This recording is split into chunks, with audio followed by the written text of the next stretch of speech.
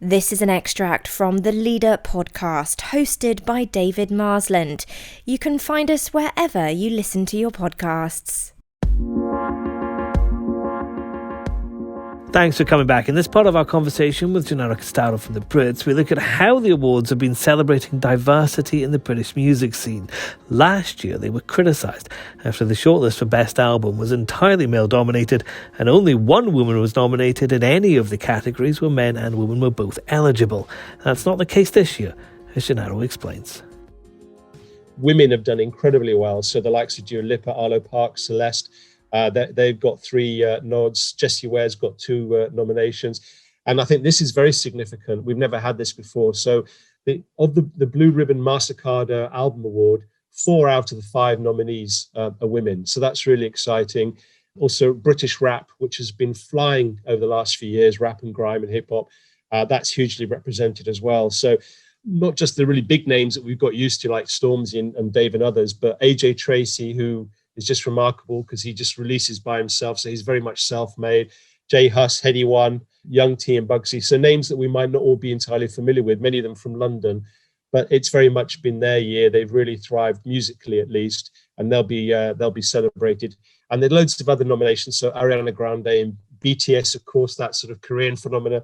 So it'll be interesting to see if they win anything. Harry Styles, Leanne La Havas, Little Mix, Taylor Swift, of course, the 1975 and The Weeknd. So incredibly diverse, led by British artists, international acts in there too.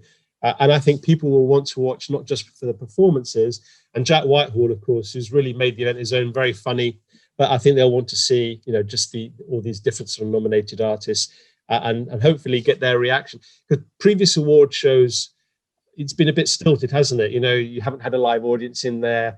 It's not been your ideal expression of how you'd want a show to take place. So this is the first chance where you've got a big audience enjoying the performances, watching nominees get their wins, and then those artists can sort of share that very special moment with the fans. And of course, it will go out massively on social media.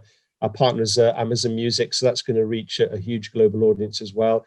And we're inviting, of course, the whole country to watch. I think many people will be on ITV and ITV Hub.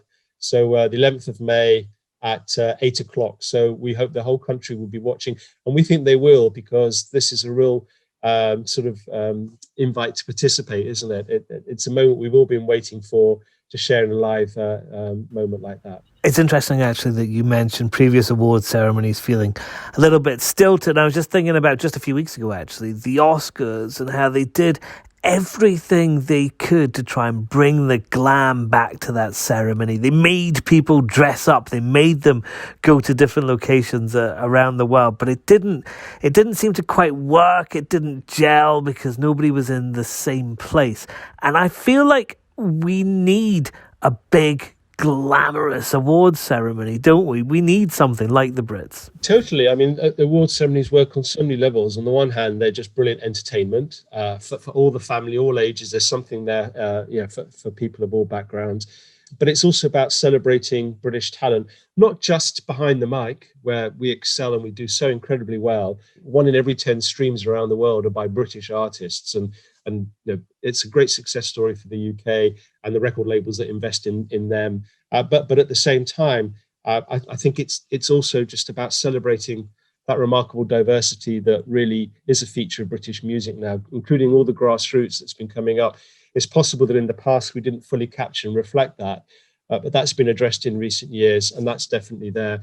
But I think just that sense of an audience connecting with their favorite artists, through TV, through social media, watching it performed live, when we haven't had that joy, that moment for the past year or so. And I think there's a sense of growing relief and hope that we're starting to come out of lockdown and that things might become a bit more usual and regular. So something as iconic as this night acts as a sort of a signal, really, that things maybe are changing and that hopefully we can be more optimistic going forward. Can this trickle down to other venues? Can success here at the Brits make a difference to a smaller venue, for example? Can we show, if we can do it at the Brits, you can do it somewhere else? Absolutely it can. And that's really the whole purpose of taking part in the event research program. It's kind of understanding what conditions you need to create in order to enable any kind of concert or event to take place, in terms of the ticketing, the security arrangements, the whole process of how you communicate with the audience. So in this instance, everyone lucky to attend will be receiving multiple communications from the O2, who I should say are absolutely brilliant. They've done the most amazing job. They've put on 500 fully trained staff who will be able to actually sort of help everybody on the night get in as quickly as possible, seated, deal with all their particular needs in a very safe and secure way. I should have said, although we've got 4,000 fans, there's going to be about 1,200 people working on the night, all the crews, all the teams involved, and all the O2 sort of gang as well, to make sure that it's going to be the most brilliant sort of night. So I think we can take the learnings from all of that, and government can certainly take that, and that will inform their future policy, and that will hopefully allow live venues, nightclubs, who have been really badly hit as well, and we know that one club has already taken part in the pilot scheme, to start opening their doors again and to get people in safely with the right precautions.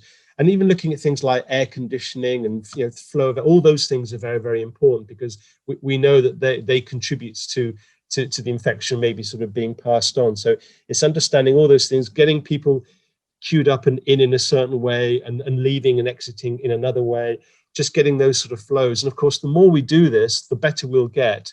And it'll probably become part of our new normal, where things will never quite be the same again. So for example, with ticketing as well.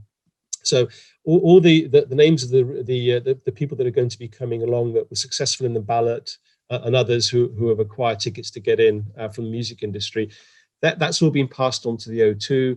So the O2 have made sure that they've kind of created a digital ticket, and people download their app, all the details will appear on their app, so that when they turn up, all they have to do is show their phone, and they'll be scanned and they'll get in. So I think we're not going to have any more paper tickets sort of going forward, and that will have other brilliant knock-on benefits, because it should prevent kind of the secondary ticket market, and all the people sort of selling tickets outside that you once used to get.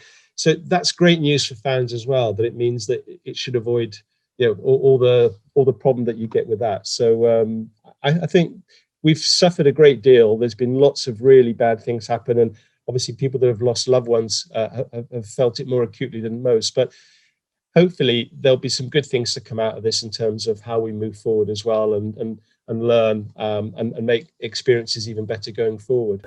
And is there anything else unique about this that's taking place? Well, one thing we always pride ourselves about is that we invite a leading designer to sort of design the Brit statuette each year. We've had great names in the past, like Damien Hirst, for example, and Vivienne Westwood.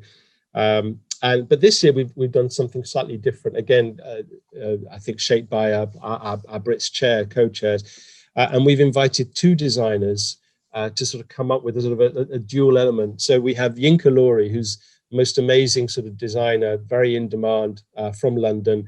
Uses colour in a way that no other designer has. He's just remarkable, and I'd invite people to check him out.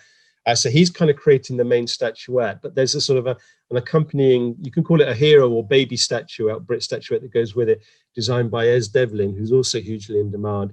And the idea is that anyone receiving the main statuette is given this secondary one that they can then pass on to a hero of their choice, whether that's a frontline worker that they happen to know or they've heard about, somebody else who's done something remarkably selfless, or it could be a family member, but somebody that they think deserves that bit of attention and praise and acknowledgement for what they've been doing these past few months. So we think that's a really lovely touch. And we're hoping that on the night, whoever the recipients are will then also say, and my little baby Brit is going to go to so-and-so. And it's this idea of trying to connect with the community, recognizing the sort of heroic commitments and contributions that so many people have actually made, from the NHS sort of frontline workers and social care workers to people collecting all our waste, and transport workers, our teachers, everybody involved in keeping the country going during lockdown. So that's a bit of a twist this year, which we hope will go down nicely, and I guess we'll carry on in future years as well.